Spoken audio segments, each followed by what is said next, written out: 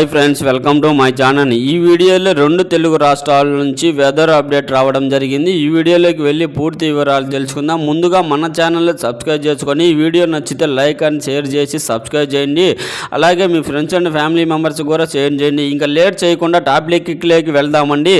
ఈ నెల ఏపీలో మరో అల్పపీడనం ముప్పు పొందుతుందండి. ఈ నెల 14 లేదా 15 తేదీల్లో అండమాన్ సమీపంలో మరో అల్పపీడనం ఏర్పడవచ్చని ఐరోపాకు చెందిన వాతావరణ శాఖ సూచించింది. ఇది 16, 17 తేదీల నాటికి ఏపీ, తమిళనాడు రాష్ట్రాల వైపు పయనిస్తుందని అంచనా. దీంతో ఏపీలోని పలు ప్రాంతాల్లో కొద్ది రోజుల పాటు విస్తారంగా వర్షాలు కురిసే అవకాశం ఉందండి. ఏపీలో రేపటి నుంచి భారీ వర్షాలు. ఆగ్నేయ బంగాళాఖాతంలో అల్పపీడనం కొనసాగుతుంది. వచ్చే 24 గంటల్లో పశ్చిమ వాయువ్య దిశగా కదులుతూ మరింత బలపడే అవకాశం ఉందని వాతావరణ శాఖ తెలిపింది.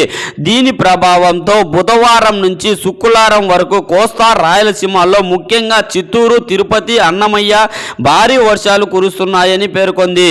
మంగళవారం అల్లూరి, కాకినాడ, కోనసీమ, కృష్ణా, పశ్చిమ గోదావరి, నెల్లూరు, కర్నూలు, నంద్యాల, అనంతపురం, శ్రీ సత్యసాయి, వైఎస్ఆర్ జిల్లాల్లో తేలికపాటి వర్షాలు కురిసే అవకాశం ఉందని కూడా చెప్పడం అయితే జరిగిందండి. రేపు ఈ జిల్లాల్లో వర్షాలు. ఆగ్నేయ బంగాళాఖాతంలో అల్పపీడనం ప్రభావంతో రేపు పలు చోట్ల వర్షాలు కురిసే అవకాశం ఉందని ఏపీ ఎస్డిఎంఏ ట్వీట్ చేసింది. అల్లూరు సీతారామరాజు, కాకినాడ, కోనసీమ, పశ్చిమ గోదావరి, కృష్ణా, నెల్లూరు, కర్నూలు, నంద్యాల, అనంతపురం, శ్రీ సత్యసాయి, వైఎస్ఆర్ జిల్లాలో కొన్ని చోట్ల తేలికపాటి వర్షాలు పడే అవకాశం ఉందని పేర్కొంది. కాగా దాన్ని తప్పకుండా జాగ్రత్తలు తీసుకోవాలని ఇప్పటికే ప్రభుత్వ రైతులు సూచించారండి.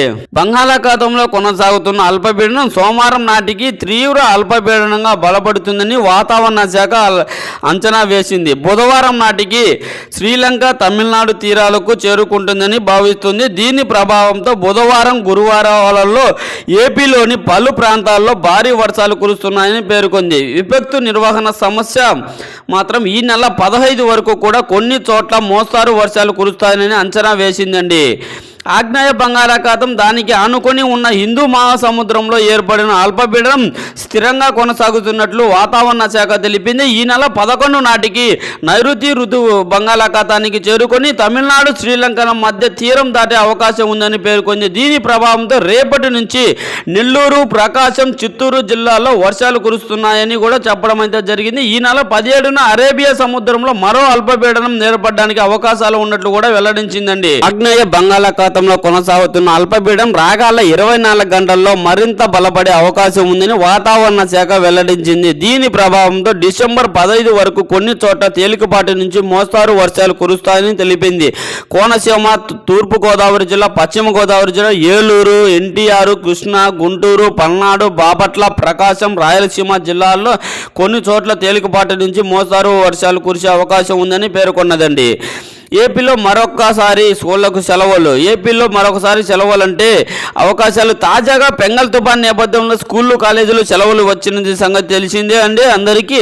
ఇక ఈ నెల 14 లేదా 15 తేదీల్లో అండమాన్ సమీపంలో మరో అల్పపీడనం ఏర్పడవచ్చని ఐరోపా వాతావరణ మోడల్ స్కూల్స్ చెప్పడం అయితే జరిగింది.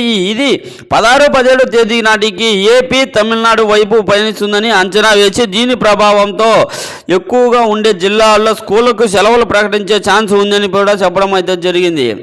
ఆగ్నేయ బంగాళాఖాతంలో కొని ఉన్న తూర్పు హిందూ మహాసముద్రంపై అల్పపీడనం కొనసాగుతుందని ఏపీ విపత్తు నిర్వహణ సంస్థ వెల్లడించింది. దీని ప్రభావంతో బుధవారం, గురువారాలలో రాయలసీమలోని కొన్ని ప్రాంతాల్లో మోస్తారు నుంచి భారీ వర్షాలు కురిసే అవకాశం ఉందని తెలిపింది. రేపు రాష్ట్రంలో పొడి వాతావరణం నెలకొల్పబడిందండి. ఈ విధంగా అండి ఈ లేటెస్ట్ అప్డేట్ వచ్చిందండి. ఈ యొక్క వాతావరణ లేటెస్ట్ అప్డేట్. ఈ వీడియో పట్ల ఎలాంటి డౌట్స్ ఉన్నా కామెంట్ రూపంలో కామెంట్ చేయండి.